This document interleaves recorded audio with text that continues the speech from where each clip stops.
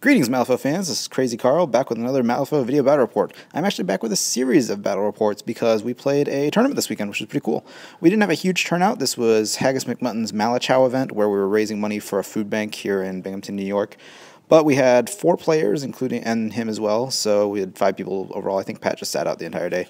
But we had a great event, raised some money, raised some food for great charity, and played some great games of Malifaux. So my first round was going to be against Pat G, who brought along Zoraida and the Slurids. So he had Zoraida, Bad Juju, the Spawn Mother, who came with a Gup, and 2 Slurids.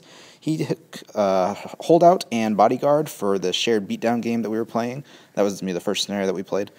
I thought that this is a pretty cool crew, and Pat's crew is gorgeous, and you can see the pictures here. I tried to get as many as I can, because he just does a great job with his blending and with his shading, and his models have a lot of character, which is really, really cool.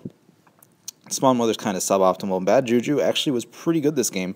I don't think I did a great job of doing target priority. I should have just been tossing McMourning at him, but I think I was my attention was a little bit divided, so I didn't do a great job with that. But anyhow, you'll see that I chose McMourning. I chose Avatar McMourning. We knew which masters our opponents were playing ahead of time, so I took Avatar McMourning because Avatar McMourning's pretty good against Zoraida because he gets paired attacks. I also took Izamu, Zombie Chihuahua, of course, Sue, a nurse, and a canine remains. The Sue is there to give the nurse something to do after he's done reactivating McMourning, which, as you'll see, was not quite how things panned out for me. But Izamu is just good in general. It's usually between him and the Dead Rider for the big beater slot, and I went with Izamu for this game. Because it's just the goal is to keep models alive, so I didn't want to spam a bunch of cannon remains, which would just die to a mudslide from Bad Juju. So here you can see the picture of the cannon remains as it advanced up the board. I don't know exactly what I was planning on doing with it. I gathered some body parts with it on turn 1 and then turned the Chihuahua into a bunch more body parts. I ended up not summoning anything because I just didn't have the card for it. Bad Juju popped out behind my lines because Pat was able to activate me, which was unfortunate for me, but that's just kind of how it worked out. Even with a reactivate from Sue, so I had something like 7 or 8 activations to his 6, 7, because he had the Voodoo Doll, but he was still able to get Bad Juju in a really good spot, which was really good play on his part.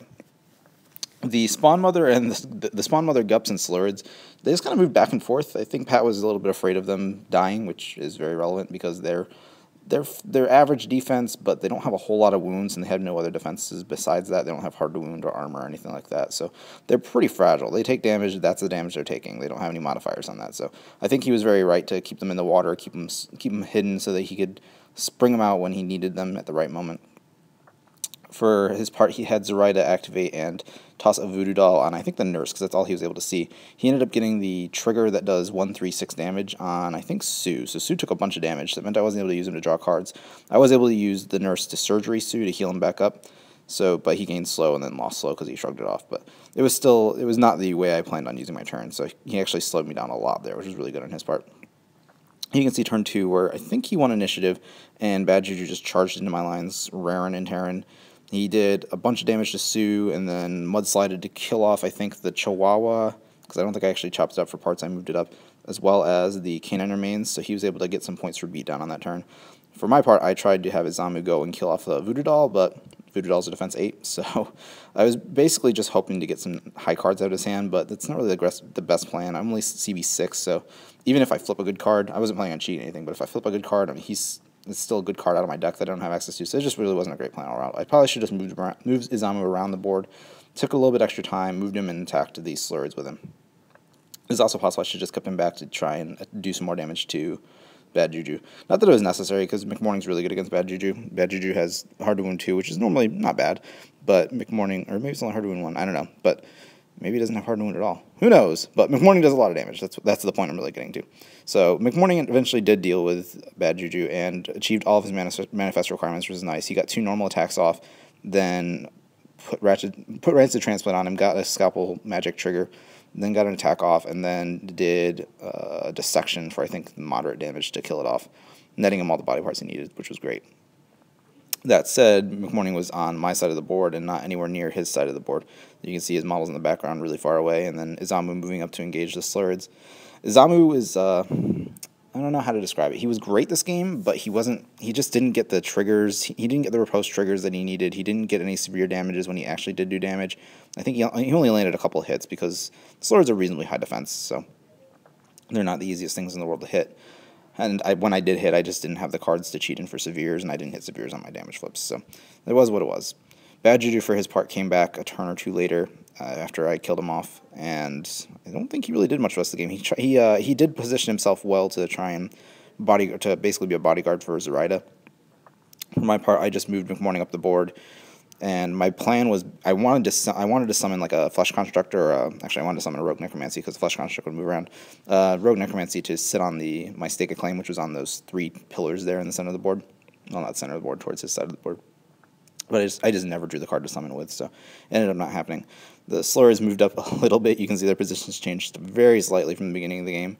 Just kind of positioning themselves to get a charge on Izamu. And that's what happened. I think in turn 4, Pat won initiative and then had the Slurs all packed together and then just got something like 14 attacks between all 4 models to eventually bring down Izamu. There was not much Izamu could do. I did have one chance where I was able to riposte, but I didn't get the severe damage. It would have been healing flip to keep myself alive. So it happened. I was able to get McMourning up into Zoraida, which was nice. I think I killed off a Gups to get myself a point for beatdown, and then plopped my Simulacrum 29 on the objective marker, and the Simulacrum just sat there. For his part, McMourning was sitting in the middle of a bunch of guys, which was not his ideal place to be, but he's fairly survivable. I did end up burning through a few Soulstones to keep myself alive, because Pat was able to cheat in some high cards. McMourning, when he avatars, goes up to defense 5 and has a plus on defense flips, which is awesome, but he's still only defense 5. So even with 13, you're tying the Slurrid's best attacks. So I ended up having to use Soulstones along with high cards to keep myself alive for as long as I could. As it was, it came down to the last turn where I killed off Zoraida to deny Pat his bodyguard, which is great. And I was trying to deny him bodyguard and his holdout, but the Slurrids and Bad Juju, between the flurry and the large number of attacks they can get off, they're able to take him out. So, and I also wasn't able to get enough bodyguard. I ended up hitting a Black Joker on one of my attacks on Zoraida, so I got to 4 body part counters off of her. Not the 5 I needed to get the scheme, so I ended up not getting my full points for my scheme. So I ended up getting nothing for that as a keeper. I got 2 points for the Stake of Claim because Simulacrum 29 just sat on it. Pat got 2 points for his holdout because he killed off McMourning, but he didn't get his points for his bodyguard. But he did get 2 points for beatdown to my 1. So the game ended up as a 4-3 in Pat's favor. It was a great game. Had a lot of fun. And I had a great time the rest of the day. So I'm going to have a couple reports up soon, so I hope you guys enjoy them, and see you soon.